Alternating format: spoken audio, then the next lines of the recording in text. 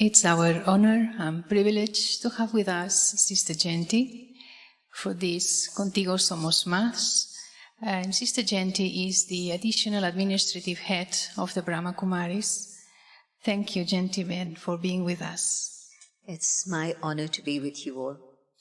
And the topic of this interview is about the power of benevolent thought. So to start with, our mind is our friend. Let us be kind with our mind.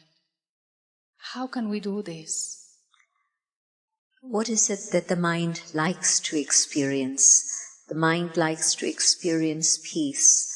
So can I put myself in a peaceful state right at the start of the day, so that then, whether it's me talking to myself or me just reflecting on the things that come up in my life, or some abstract philosophical truth, or some spiritual material that I'm reading, any one of these things is fine, but I'm then feeding my mind, nourishing peaceful thoughts, so that then I begin the day with that strength.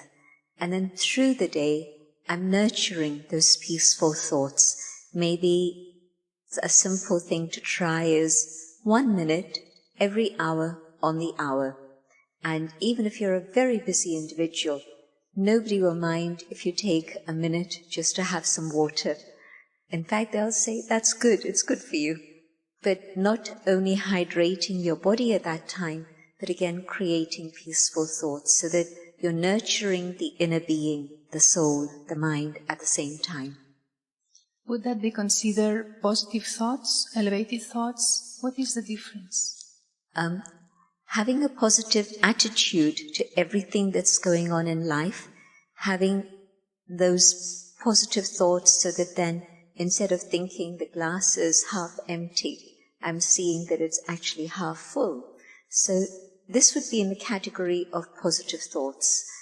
But to have elevated thoughts means to move from the physical dimension into the subtle and the spiritual dimension. And so I'm beginning to realize that my thoughts are actually not physical. My thoughts are actually coming from a spiritual space.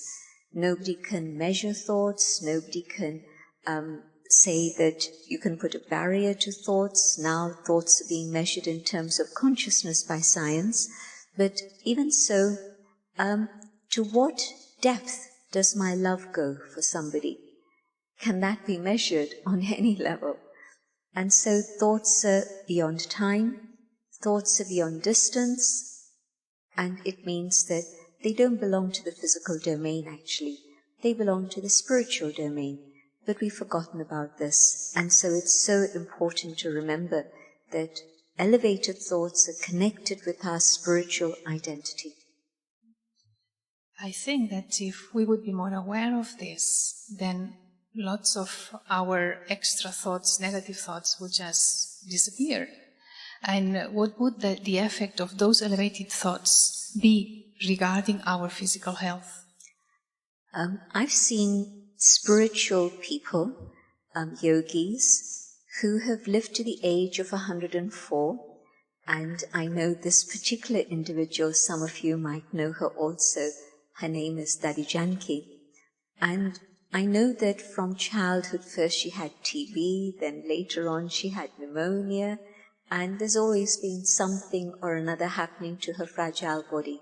But yet she maintained a discipline of 18 hours in which there was meditation and service to people, service to the whole of humanity, a lot of travel. So how did she do that and still live to 104? It wasn't a magic tablet provided by the doctor, but it was magic through her own very pure, very elevated thoughts. So I've seen the practical impact. The second thing is that, and it's something that is useful for all of us, if the body needs healing, then if I have pure, elevated thoughts, the healing happens far more quickly than it would otherwise.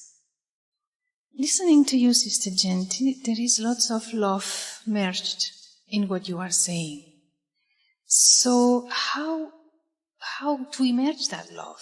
I mean, we live in a world, I understand whatever you are saying, Sister Jayanti, but we live in a world where there is so much anger and anxiety and, so much stress. So how can we connect more and more to that deep level of love? There are two sources of love.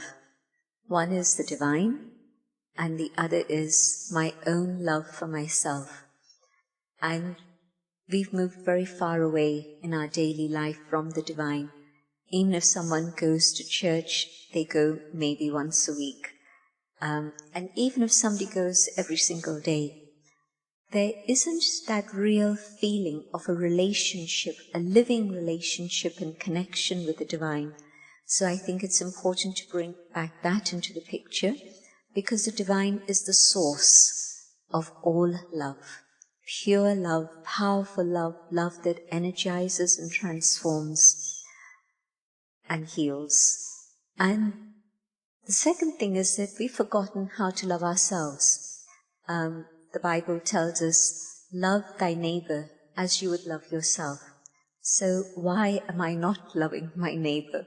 Whether it's the person who lives next door to me or opposite me, or maybe a stranger. It could be each one is my neighbor. But I don't love my neighbors because I don't know how to love myself. And that's because I'm seeing myself just as a physical being.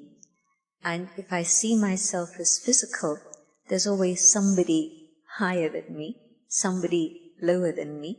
And so that becomes an issue. Because when I see somebody higher than me, I feel inferior. When I see someone lower than me, and I'm thinking about physical beauty, physical strength, my possessions, my property, my education background, my position in society, all of these things, they're part of my physical identity. And so there'll always be somebody who's less than me. Then I feel ego, and I feel I'm superior. And I fluctuate between those two things. So there's not real, true love for the self. But when I know myself as a spiritual being, not just this physical body, I am the soul, the inner being, the inner light that resides here in the center of the forehead. And when I know I am this spiritual being, I also know that I'm a child of God, and so the qualities of the Creator are reflected in the image of the creation. And so there is love within the soul. But it's got buried. A, because I don't connect with the soul, and B, because there have been many experiences in which I have been deceived, I have had promises broken, I can't trust anyone, and so there's very little love that I'm experiencing, either for myself or for others around me. And maybe very often love is with a motive. I want something from the other. And that can apply to the closest, the nearest and dearest relationships of all. But self-love is when I know I'm a child of the divine. And the qualities of the Creator are there deep within myself. I just have to go deeper inside and practice the state of introversion, going on this journey inside of me. And in that stage, I will begin to see the qualities that have become hidden away. And so now I begin to see those qualities. I begin to experience those qualities. There is peace. There is love. There is truth. But I just have to nurture it and allow it to manifest in my day-to-day activity. And so I think it's important to remember these two factors, the connection with the divine and the connection with myself. For this, silence is required, and we live in such a noisy world. So what do you do, Sister Jayanti? So you get up in the morning, and yes, of course, you travel so much, and you meet so many people, and even though you know a lot of what's going on in the world, you are participating in world summits, so you are really aware of what's going on. So how to go not beyond, because when someone has benevolent feelings, means that you love the world, you love nature, you love people. So how to go into that deep silence and then into the world really, and not be divided by those two. Do you understand what I mean? Sure, yeah. Early morning is the best time to experience inner silence and the inner qualities, so that's perfect. But then yes, through the day, there has to be the ability to move from that inner space, and by that I mean, as I speak now, can I be aware that it's that inner being, which is the silent being that I am? And when I see you, how do I see you? Do I see you as that being of light, or do I just see you in your external identity? If I can continue seeing you as that inner being, the quality of my interaction with you is going to be filled with respect, maybe not love, because I don't know you that well, but maybe there's even time to develop a loving relationship with others, but certainly respect is something that you have for every living being, and not just human beings, but even all the animals and everything that exists in the universe. And so, if I can keep this higher consciousness of staying connected with myself and seeing others with that same vision, then my actions are going to be based on that. My attitude and my vision are connected with my awareness. And so I have to watch what's going on in my awareness. Even when I'm engaged in action, there are some actions that need a lot of focus and concentration. You're doing computer work. If you don't concentrate, a little bit of a slip and there could be a problem. But there are other things that you do. You're walking, you're traveling on the bus, you're traveling on the train or on the plane. And you don't have to read a newspaper or a novel. What you can do during that time is go on that inner journey and recoup, recharge the energy that you've expended prior to that. So maybe you're traveling somewhere. Before you catch the train or plane, it's very busy. And then you sit down and you can relax. There are no demands, and at that moment you can recharge. And so there are ways that you find to connect with the self again and again, because you know that that's going to be of benefit to yourself, but it's also going to be of benefit to others around you, and the atmosphere itself is going to be helped through this. This is what I was going to say, that if you are practicing this while traveling, I'm sure that all the other passengers may also get the same feeling as you are having, perhaps not consciously, but at least that vibration is there, and they can also feel like good, when you feel at ease, that there is this peaceful atmosphere. Yes, and talking about benevolence. Benevolence comes from the Latin benevolo, means to be good, but also includes all the different qualities. So does it mean that when I practice to be good, really good, all the other qualities are there all together? It's true. Goodness includes everything. Mm-hmm. It includes love and truth and purity and peace and kindness and compassion. Goodness is one word, and of course benevolence is a beautiful word, but these words encompass all the other things that are very positive and powerful within the human spirit. And every soul has that goodness within them. This is the beautiful thing, that there's no human soul that doesn't have goodness within itself. And then, yes, sometimes human experiences of the world have pushed that goodness deep down below so that it's not so easily visible. But spend time in company with one of these individuals who appears to have no goodness at all, and then you discover that goodness that lies within. It's true. And perhaps those people have never been exposed to that goodness, because there are so many people that just since when they were a child, they've not been exposed to goodness. So to see them with those benevolent eyes, this can also help them. The stories of people today are very, very sad. and I get exposed to many stories, meeting many people across the world. And really, there's a word that describes the condition of the world today in India. We see the cycle of time, not linear time. And the cycle of time at this moment has reached what we would describe as Kali Yuga, the Iron Age, the last period in which there's darkness.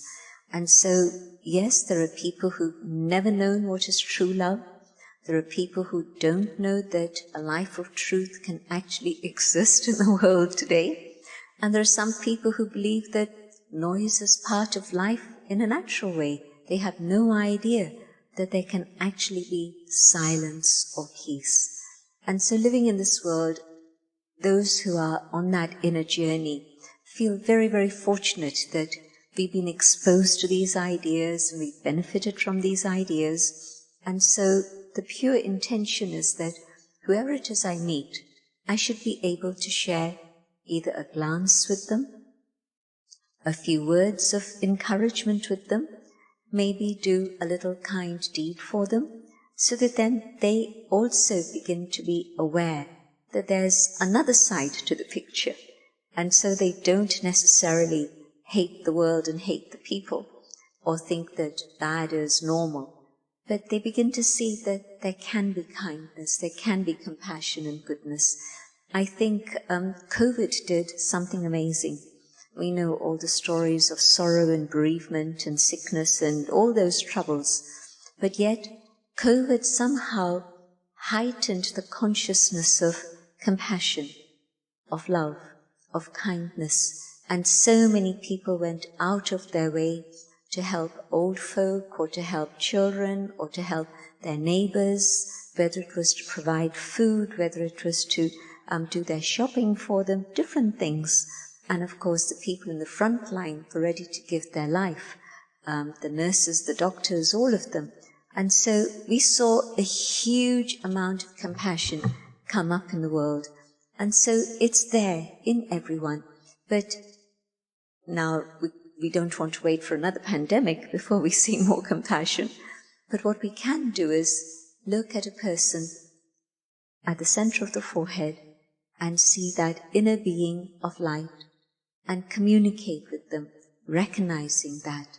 And that respect that you give another being, when you see that inner being, is something that's very touching. It truly touches the heart of the other, who's become perhaps very hard, and they've cut themselves off from any human kindness. But when they see it expressed for them, then they feel it and benefit from it. This is why it's said energy follows thought, and how our thought can work as a blessing for others. So yes, it's in these small acts of kindness that we can see the power of this powerful, benevolent thought. So how more powerful it could be, that thought, in connection with the divine? Mm-hmm. Absolutely. There have been studies done in the USA in which they had two groups of people, patients in hospital, and people were meditating or praying for the benefit of one group, and the other group, there wasn't anybody meditating for them. And no surprise, for the people who were receiving those peaceful thoughts of prayer in God's remembrance healed much more quickly than the other group. And when the other group found out, then they said, well, we want to have the same privilege. We want people to meditate or pray for us. And so, of course, then the people who were meditating and praying did the same for the other group also. But there's actual evidence now. Science has progressed to this amazing point where consciousness can be measured, where you can measure the power of prayer. Things like this are happening. And so, yes, if you're in touch with the divine, then a powerful thought becomes a very benevolent thought. And it's filled with a lot of significance if it's directed towards anybody who needs help. I'm remembering what you said just a few minutes ago, Sister Jayanti, regarding Kali Yuga and how this moment is very crucial in time. So, what's the call of the time now in these specific, powerful moments we are living? It's a moment of transition. Really, yes. And whenever there's transition, there's a lot of upheaval. And you see, even when it's time for winter to move into spring, there'll be uncertainty in the weather. You're not quite sure whether it's going to be hot or cold or warm or sunny or whatever. So even in a simple way like that, we see upheaval in nature. In the same way, at this moment, which is a period of transition from darkness into light, and many, many people believe that we are moving into a new era in which there is light in the world again. And 24-hour cycle is fine, we need it. But there's a bigger cycle. And that cycle is also moving from night, darkness, into day, into the light. And at this moment we see two different energies. There's the ascending energy, in which people are thinking about values. People are beginning to see the global network that the world is made up of. It's not isolated continents or countries, but everything that happens in one part of the world has a direct impact on another. And I'm not just talking about climate.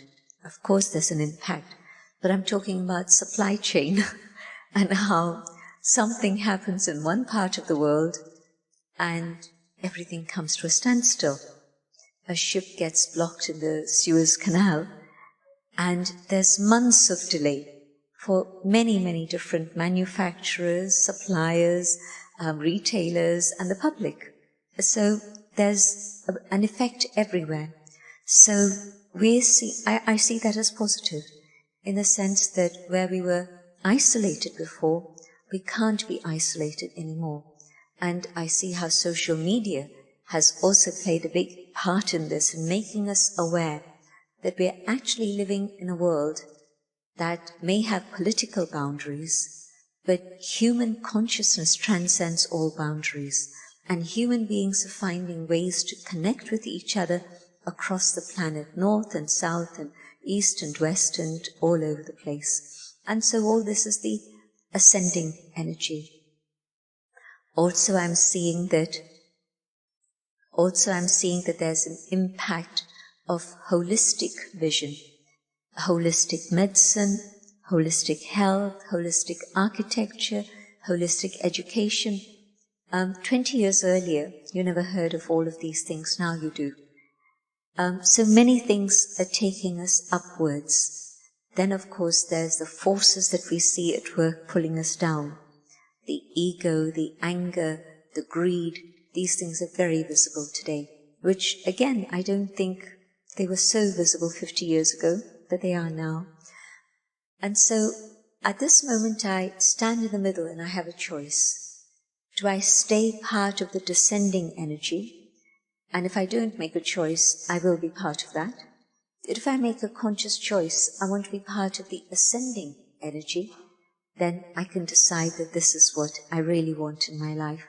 And if I do this, then yes, I'm also preparing for the next period of the cycle, which is the day, the time in which truth and peace will again prevail. This is really powerful, Sister Jayanti, because if you don't make a choice, you are part of the descending energy, you just said. Right. So, what do I want? What do we want? Do we want to keep as we are, or do we want to be part of the ascending energy? And as you were saying, we are a human family, and we all need each other. So, reaching to this point, I think it would be very nice if you could, Sister Jayanti, guide us into a meditation to experience who we are, this the soul and the connection with the divine and the qualities we all have. Yes? Sure. Thank you for the opportunity. And thanks also to the organizers who've given us this opportunity to be here with all of you. Just stay as you are, sitting comfortably. You don't have to change your posture. But just one thing is, keep your back straight so that you're fully balanced, and also both feet on the ground, so that again there's stability in the physical form. That helps us come to the stability of mind also. I'll speak out my own thoughts as I reflect and invite you to follow these ideas. Sitting quietly, reflecting on the ideas of peace, of goodness, of benevolence. I go deeper inside myself, feeling the energy in the center of the forehead. And as I go deeper and deeper, I see my thoughts. And simply watching my thoughts slows down the speed.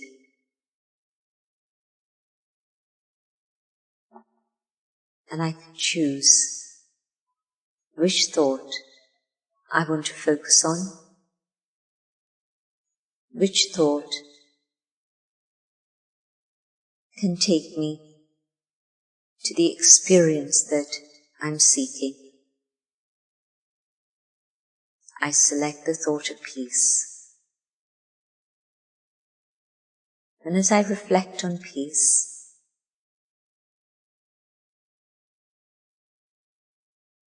it feels as if I'm connecting with myself.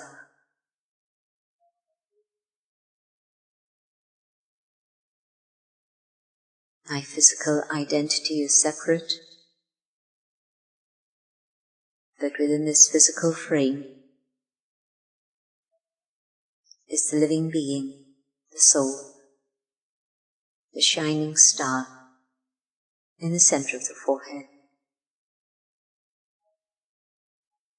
I connect to this,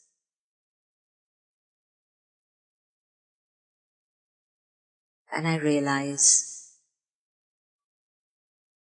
peace is within me. I searched for peace outside,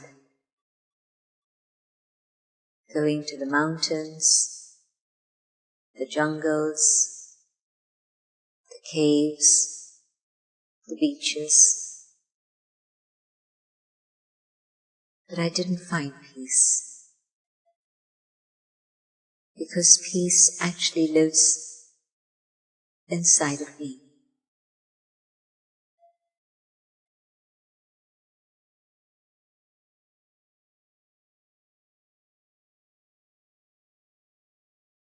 Holding peace within myself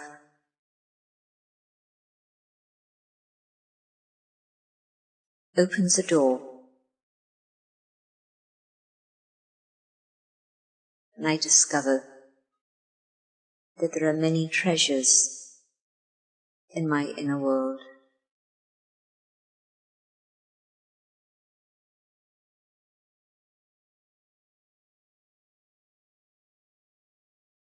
There is love, there is truth, there is purity, and joy.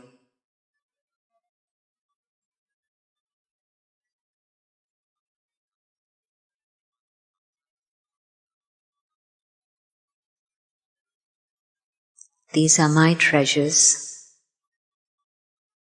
and connecting with these,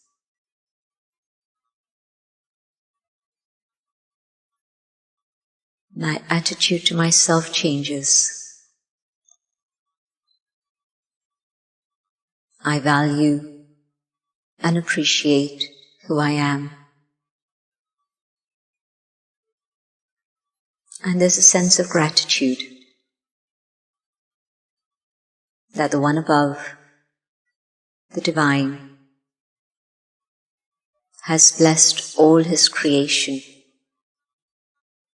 with all of these qualities of goodness.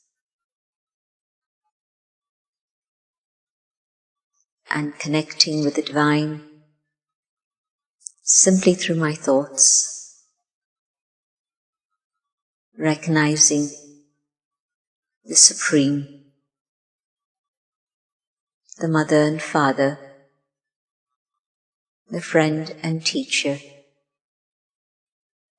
the guide who leads us to salvation.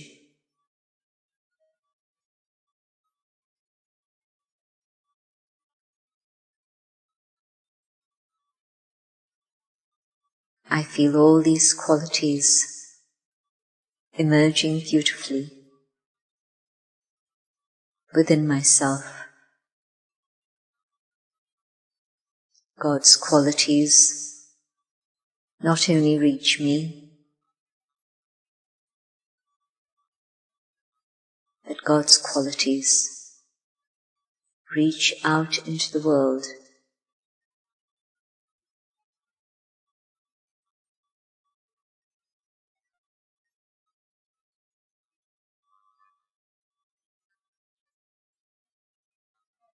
I hold this awareness of who I am and my connection with the Divine, and come back to the consciousness of the physical world. And now I resolve to apply this entire experience into words of benevolence and acts of kindness that can help the whole world. Om Shanti. I am peace. Thank you. Thank you so much, Sister Jayanti, for guiding us and for inspiring us to have these thoughts of benevolence and acts of kindness so that we can keep spreading the vibrations of who we are and the Divine who is also with us. Thank you so much for sharing, Sister Jayanti, and for all these programs that we are having these days, during this week, in Contigo Somos Más. Muchas gracias.